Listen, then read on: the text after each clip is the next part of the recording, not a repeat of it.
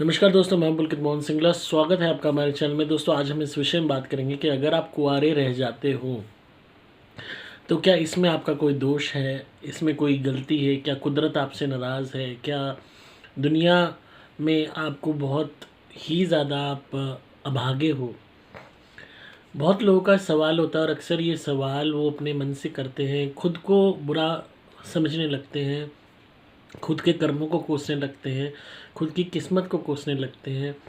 ये सोचने लगते हैं कि शायद कहीं न कहीं हमारे में ही कमी है, हमारी ही गलतियों के कारण हम कुँवारे हैं। हालाँकि इंसान के निजी फ़ैसले, उसके कर्म भी ज़िम्मेदार होते हैं उसकी स्थिति के ऊपर, कि उसने ऐसे कैसे हालात पैदा कर दिए कि वो कुँवारा इंसान रह गया। बहुत सी ऐसी लड़कियाँ होती हैं, इतने मीन मेक निकालती हैं लड़कों में कि पूरी ज़िंदगी कमियां निकालते निकालते निकल जाती है और सारी कमियां उन्हीं में आ जाती हैं। ऐसे लड़के भी होते हैं, घर वाले चाहते हैं मोटा दहेज आए, लड़का चाहता है कि लड़की बाहर से भी कमा के लाए, घर में भी काम करे, और इन्हीं नखरों के कारण उम्र निकलती चली जाती है कि अच्छे से अच्छा मैच मिले। अब बात आती है खाली ये इस बात की नहीं कि आपकी खुद की कर्मों से, खुद की गलतियों से आप कुंवारे रह गए। कभी कभी हालात ऐसे हो जाते हैं कि इंसान शादी नहीं कर पाता। जिम्मेदारियां घर की, बाकी फैमिली मेम्बर्स की, घर में बीमारी, पैसे की तंगी, बहुत सी ऐसी सिचुएशंस होती हैं, या खुद के शरीर में कोई कमी कि इंसान चाह कर भी शादी नहीं कर पाता या कुंवारा रह जाता है। किसी भी उस कारण से अगर आपकी शादी नहीं हुई है तो इसका मतलब ये नहीं है कि आप खुद को कोसते रहो, समाज को कोसते रहो, माँ बाप को कोसते रहो। इस बात को आपको समझना होगा कि जो भी स्थिति आपकी है, जैसी भी है, इसमें भी आपको खुश रहना होगा। बहुत से ऐसे लोग भी हैं जो शादी करते ही नहीं हैं। अगर हम पश्चिमी सभ्यता की बात करें, विदेशों की बात करें, मैक्सिमम लोग वहाँ पे ऐसे भी हैं जो इस सोच को रखते हैं कि वो शादी करेंगे ही नहीं। वो अपनी लाइफ आराम से जीते हैं, खुद के लिए जीते हैं, खूब लाइफ को एंजॉय करते हैं, और उन्हें किसी बात की टेंशन नहीं है, क्योंकि वो लाइबिलिटीज़ से फ्री रहना चाहते हैं। और ऐसे ही बहुत लोग हैं जो शादीशुदा हैं और परेशान हैं। कभी बीवी नहीं सुनती, कभी पति नहीं सुनता, कभी बच्चे नहीं सुनते। बच्चे बड़े हो जाते हैं, वही बच्चे फिर दुर्व्यवहार करते हैं, बुरा ट्रीटमेंट करते हैं, लड़ाई झगड़ा रहता है। हर वक्त एक गधे के माफिक आदमी काम करता रहता है बच्चों को की फरमाइशें पूरी करने के लिए, और पत्नी की। और कभी कभी पत्नी भी बेचारी बाहर काम करती है। और कभी कभी लाइफ में रिपेंट भी होता है कि मैंने इससे शादी ना की होती तो काश मेरी ज़िंदगी ऐसी होती, या इन बच्चों के लिए हमने ऐसा किया, हमारे सारे सपने अधूरे रह गए, हम तो दूसरों के लिए जीते रहे। तो बहुत शादीशुदा लोग हैं जो अपनी सिचुएशन से खुश नहीं होते, रिपेंट करते हैं।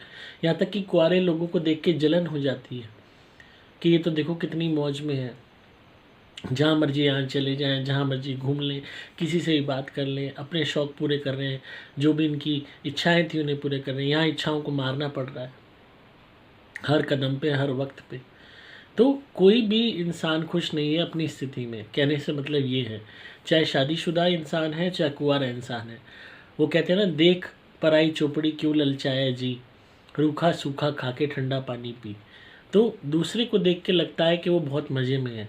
शादीशुदा आदमी कुंवारे को देख के सोचता है वो बहुत मज़े में है, कुंवारा इंसान शादीशुदा को देख के सोचता है अरे ये तो बहुत मज़े में है। दोनों ही अपनी स्थिति में ठीक हैं, और दोनों को ही अपनी स्थिति में जीना सीखना होगा। अगर आपकी मैरिज की एज निकल गई है, फिर भी आप कोशिश कीजिए, क्या पता आपको कोई ना कोई साथी मिल जाए। और अगर आपको लगता है कि आपको बिल्कुल ही कोई नहीं मिल रहा है, या आप, तो इसको अपनी हकीकत मानिए, उसको एक्सेप्ट कीजिए, और उसी में लाइफ को एंजॉय करना सीखिए, खुश रहना सीखिए। वो लोग जो चाह कर खुद की मर्ज़ी से शादी नहीं करते, कुंवारे रहते, वो भी तो जीते हैं। कुंवारा होना अपने आप में एक आपको मौका दे रहा है कि आप खुद के साथ साथ समाज के लिए कुछ कर सकते हैं, गरीब बच्चों के लिए कर सकते हैं, जानवरों के लिए कर सकते हैं। जिस भी आप प्रोफेशन में बिलोंग करते हैं, देखो जो शादीशुदा है उसके सिर पे बोझ ही बोझ है, पत्नी का भी, बच्चों का भी, जिम्मेदारियों का भी, उनको बड़ा करने का भी, उनकी शादी ब्याह करने का भी, उनको काम धंधे खुलवाने का भी। तो उसकी पूरी ज़िंदगी तो उसी में निकल जानी है। जो कुंवारा है उसके ऊपर कितना बोझ है, या तो माँ बाप की लाइबिलिटी ज़्यादा, तो भाई बहन की थोड़ी बहुत, वो भी भाई बहन ब्याह शादी उनकी हो जाएगी अगर हो जाती है तो। माँ बाप के बाद आप अकेले ही हो। आप समाज के लिए जियो ना, ऐसे कर्म करो कि समाज का भला हो सके। आपके पास वक्त ही वक्त है, आपके पास लाइबिलिटी फ्री लाइफ होगी आपकी, और आप चाहो तो कितना लोगों का भला कर सकते हो, जानवरों का कर सकते हो।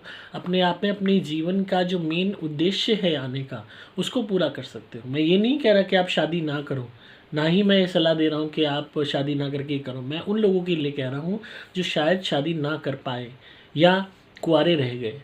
तो अपनी ज़िंदगी से हताश होने की बजाय, दूसरों को देखकर कुढ़ने की बजाय, जलन फील करने की बजाय, आप अपना वक्त, अपना पैसा, अपना परिश्रम लोक कल्याण में, जानवरों के कल्याण में, समाज के कल्याण में लगाओ, पर्यावरण के कल्याण में लगाओ।